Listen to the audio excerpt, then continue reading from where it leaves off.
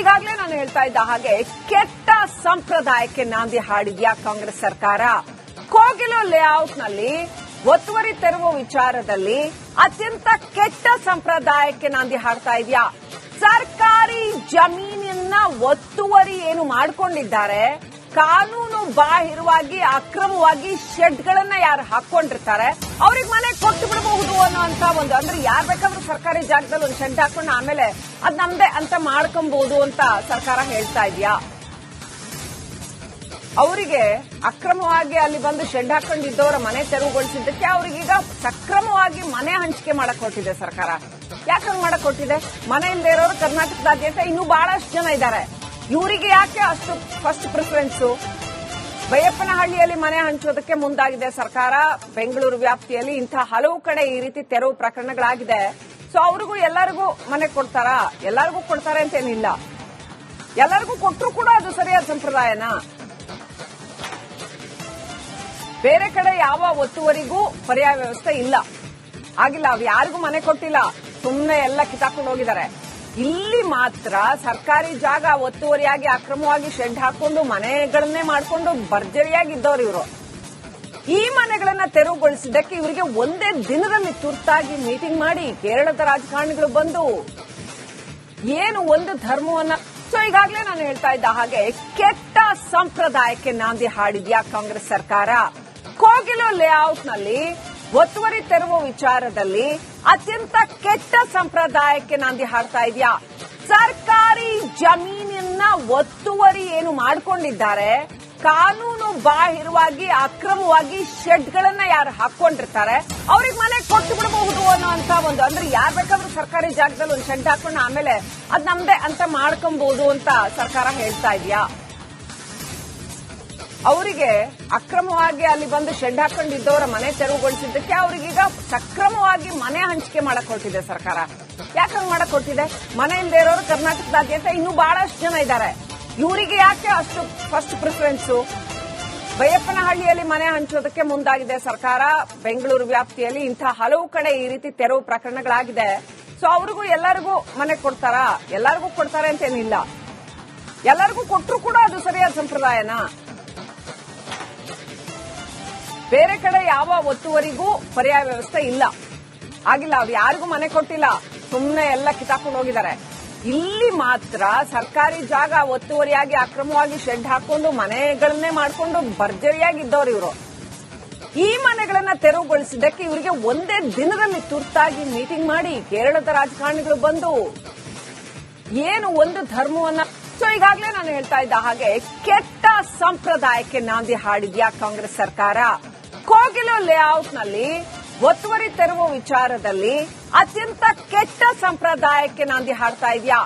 ಸರ್ಕಾರಿ ಜಮೀನನ್ನ ಒತ್ತುವರಿ ಏನು ಮಾಡಿಕೊಂಡಿದ್ದಾರೆ, ಕಾನೂನು ಬಾಹಿರವಾಗಿ ಅಕ್ರಮವಾಗಿ ಶೆಡ್ಗಳನ್ನ ಯಾರು ಹಾಕೊಂಡಿರ್ತಾರೆ ಅವ್ರಿಗೆ ಮನೆ ಕೊಟ್ಟು ಬಿಡಬಹುದು ಅನ್ನೋಂತ ಒಂದು, ಅಂದ್ರೆ ಯಾರು ಬೇಕಾದ್ರೂ ಸರ್ಕಾರಿ ಜಾಗದಲ್ಲಿ ಒಂದು ಶೆಡ್ ಹಾಕೊಂಡು ಆಮೇಲೆ ಅದ್ ನಮ್ದೇ ಅಂತ ಮಾಡ್ಕೊಬಹುದು ಅಂತ ಸರ್ಕಾರ ಹೇಳ್ತಾ ಇದೆಯಾ.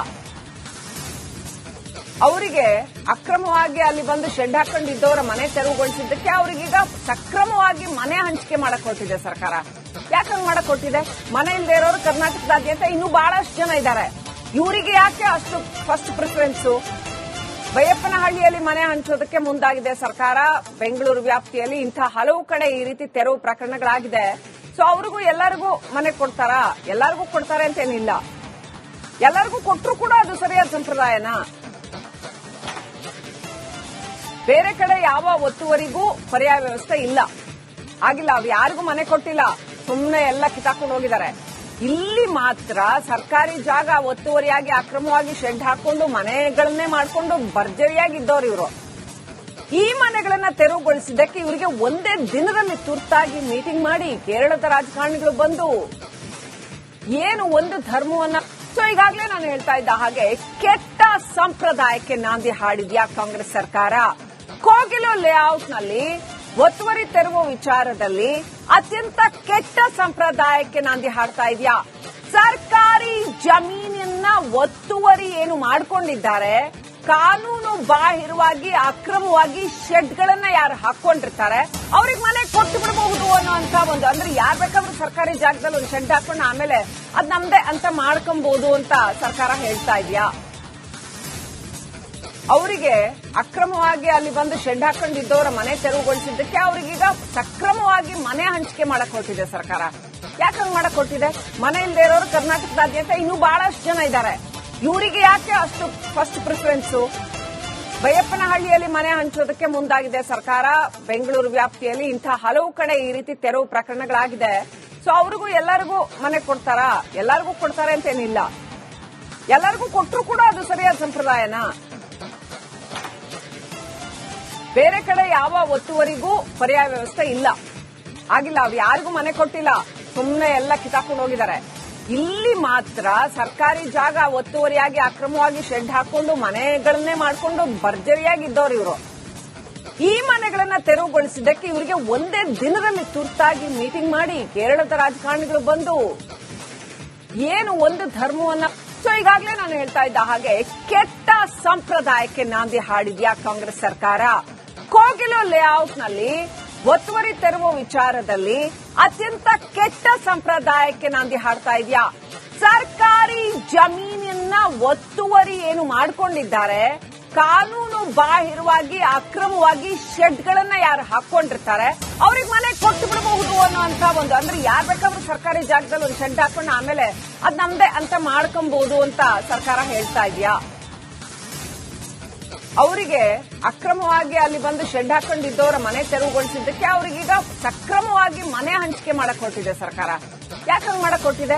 ಮನೆ ಇಲ್ಲದೆ ಇರೋರು ಕರ್ನಾಟಕದಾದ್ಯಂತ ಇನ್ನೂ ಬಹಳಷ್ಟು ಜನ ಇದ್ದಾರೆ. ಇವರಿಗೆ ಯಾಕೆ ಅಷ್ಟು ಫಸ್ಟ್ ಪ್ರಿಫರೆನ್ಸ್?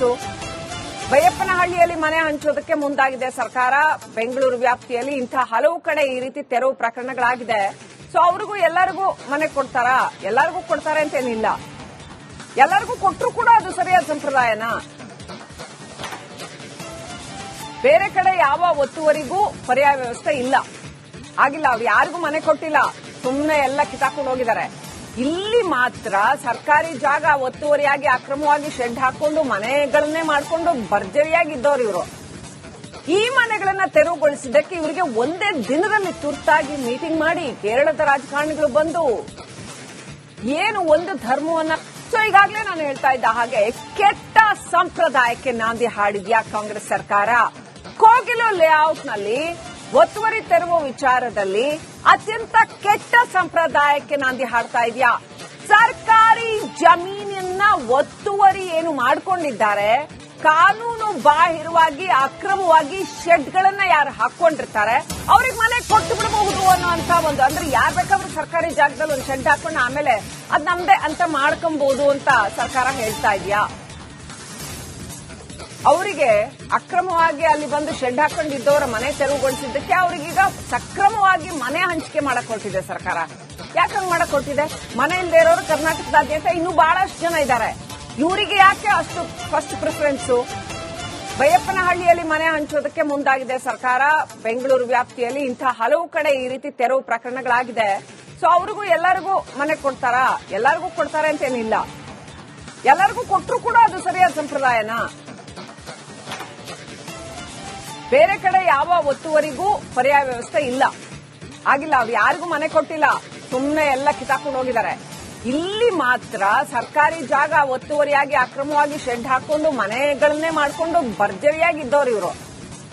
ಈ ಮನೆಗಳನ್ನ ತೆರವುಗೊಳಿಸಿದ್ದಕ್ಕೆ ಇವರಿಗೆ ಒಂದೇ ದಿನದಲ್ಲಿ ತುರ್ತಾಗಿ ಮೀಟಿಂಗ್ ಮಾಡಿ ಕೇರಳದ ರಾಜಕಾರಣಿಗಳು ಬಂದು ಏನು ಒಂದು ಧರ್ಮವನ್ನ